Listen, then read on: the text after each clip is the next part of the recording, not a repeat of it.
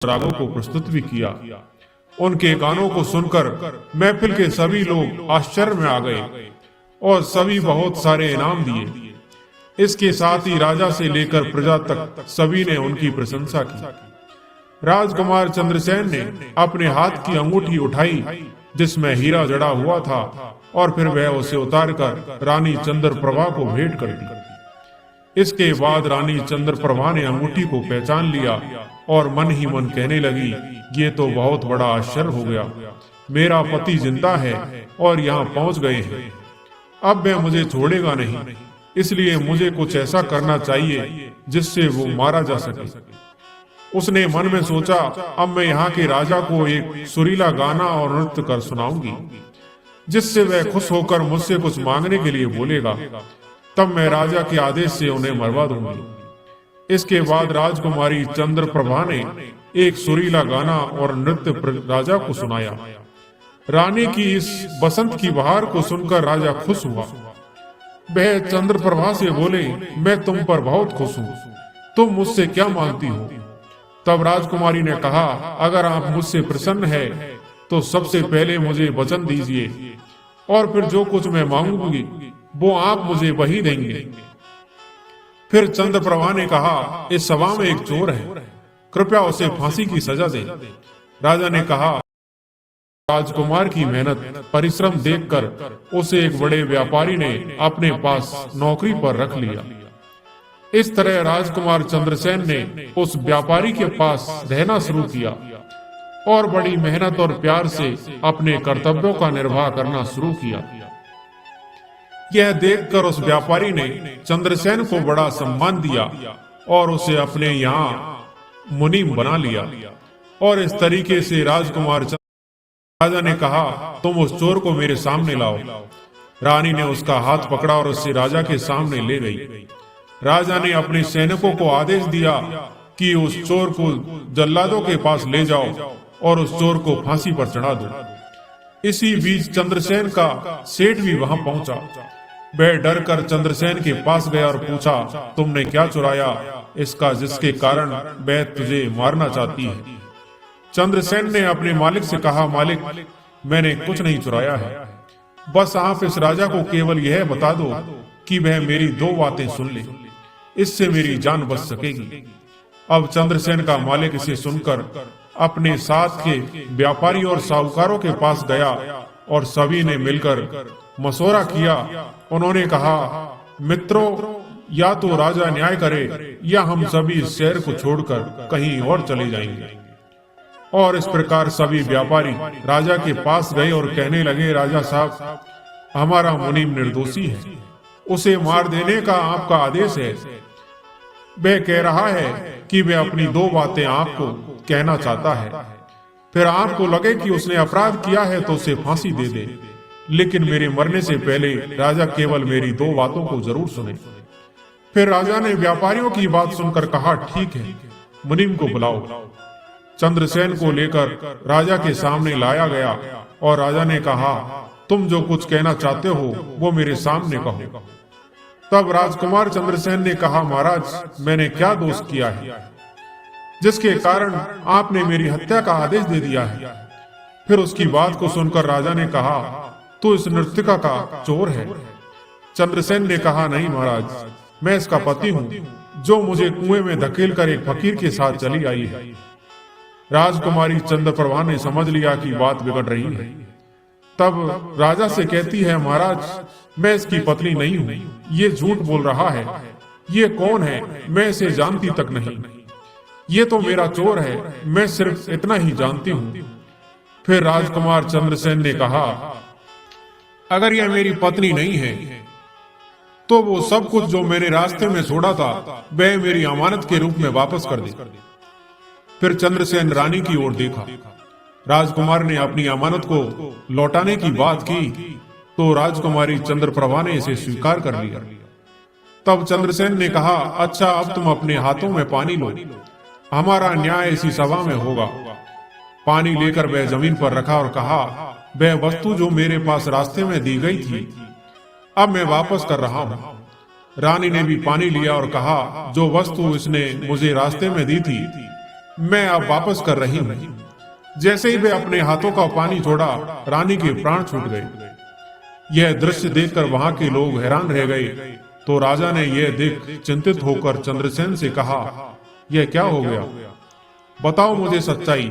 तब राजकुमार चंद्रसेन ने अपनी कहानी शुरू की, अपने जीवन की सब घटनाओं को खुलकर बताते हुए उसके देश निकाले जाने से लेकर अब तक की सभी घटनाओं को सुनाया। राजा ने सब कुछ सुनकर चंद्रसेन को अपने गले से लगा लिया और अपनी बेटी की शादी चंद्रसेन के साथ कर दी। तोता ने कहा, प्रभु, मैंने इस कहानी को सुना है। मैं भी स्त्रियों से घृणा करता हूँ और मैं यह कह सकता हूँ कि संसार में स्त्री पुरुषों से अधिक पापी और विश्वासघाती होती है।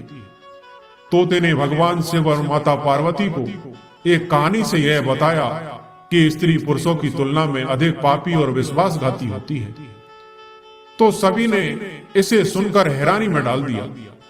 माता पार्वती ने कहा, प्रभु, मुझे लगता है कि तोता सच कह रहा है। स्त्री तो सभी में से केवल एक दो ही बिना नैतिक मूल्य और ईमानदारी के हो सकती है, परंतु पुरुषों में भी ऐसे कुछ हैं जो पापी और विश्वासघाती हो सकते हैं। फिर भगवान शिव ने पूछा, ठीक है, तो मैना तुम कैसे सिद्ध करोगी यह बात? मैना बोली, मैं भी एक कहानी सुनाती हूँ जिससे स्पष्ट होगा कि स्त्री की तुलना में पुरुष अधिक पापी और विश्वासघाती होते हैं। प्रभु, एक गांव में एक परिवार रहता था जो बहुत ही धनवान था और उस धनवान सेठ का बेटा एक अद्भुत प्रकार का व्यक्ति था।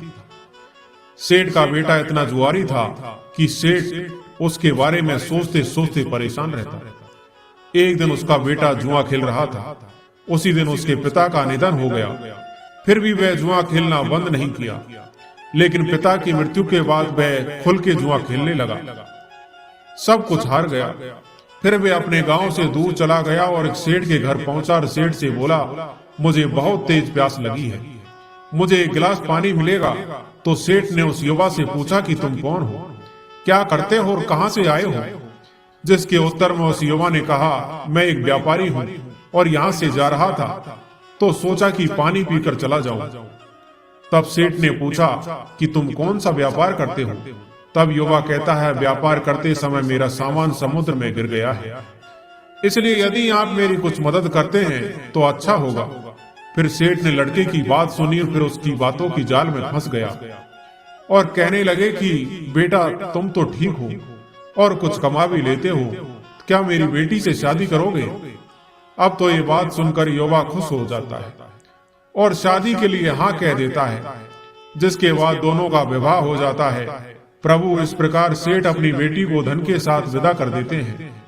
उधर युवा लड़का को तो बस केवल धन के लिए विवाह करना था, तो उसने वो भी कर लिया। अब विवाह के बाद जब युवा सेठ की लड़की को लेकर जा रहा था तो एक जंगल आ गया। वहां पर युवा लड़का अपनी पत्नी से बोला, देखो, हम अभी जंगल में हैं, यहाँ कोई चोर हमारे गहनों को चुरा सकता है, इसलिए आप अपने सभी गहनों को मुझे दे दें ताकि हम सुरक्षित रह सकें। युवा की पत्नी ने अपने पति पर भरोसा किया और अपने सभी गहनों को उन्हें सौंप दिया, और क्यों ना करे, क्योंकि वे उसके पति थे। उसके बाद युवा ने अपनी पत्नी के गहनों को एक पारदर्शी बंधन में बांध लिया और फिर वे जंगल में आराम से ठहरे।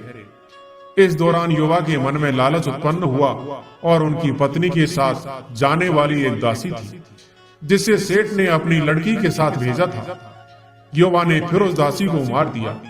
फिर उसने अपनी पत्नी को एक कुएं में गिरा दिया और मन में यह विचार लिया कि मैं इसके साथ में सिर्फ पैसों के लिए शादी की थी, मेरे पास पैसे मिल गए, और उसने सोचा कि वह पानी में डूबकर मर जाएगी। इस तरह सोचकर वह युवा वहां से चला गया, लेकिन उसकी पत्नी नहीं मरी और वह कुएं से बाहर निकलने के लिए आवाज देती रही। कुएं के पास से एक आदमी गुजर रहा था और जब उसने किसी महिला की आवाज सुनी तो वह उस महिला को कुएं से बाहर निकाल दिया। फिर कुएं से बाहर निकालने के बाद महिला ने अपनी सारी जानकारी उस व्यक्ति को दी और उस व्यक्ति ने महिला को उसके पिता के घर पहुंचा दिया। अब जब महिला पिता के घर पहुंची तो उसके पिता ने पूछा, तुम्हारे साथ क्या हुआ? महिला ने कहा, पिताजी, जंगल में कुछ चोरों ने हम पर हमला किया था और दासी को मार दिया। मुझे कुएं में धकेल दिया और पति के बारे में कुछ पता नहीं है। बेटी की बातें सुनकर सेठ जी ने कहा, कोई बात नहीं, भगवान सब ठीक करेंगे। अब मैं यहाँ कहती हूँ कि प्रभु, इस दुनिया में स्त्री और पुरुष दोनों ही विश्वासघाती और पापी हो सकते हैं। अब आपके हाथ में न्याय का फैसला है। मैंने भी आपको एक कहानी सुनाई और तोते ने भी एक कहानी सुनाई है। अब आप ही न्याय करें। उसने अपनी पत्नी को मारा और सारा सामान लेकर के चला गया। अब तोता और मैना की कहानी सुनकर भगवान से बोले, ठीक है तोता और मैना, मैंने तुम्हारी कहानी को ध्यान से सुना। अब मैं तुम्हारा न्याय करता हूँ। सच में संसार में स्त्री और पुरुष के बीच ज्यादा पापी या विश्वासघाती कौन होता है, यह मेरे लिए स्पष्ट है। भगवान शिव जवाब देते हैं कि बिना किसी शंका के ये सत्य है कि इंसान की सोच उसके इस स्तर से नीचे जा सकती है और वही पापी और विश्वासघाती होता है, चाहे वो स्त्री हो या पुरुष। इंसान को किसी भी प्रकार के पाप करने से पहले यह सोचना चाहिए कि क्या वह सही है या नहीं। पापी और विश्वासघाती होने की कोई जाति नहीं होती।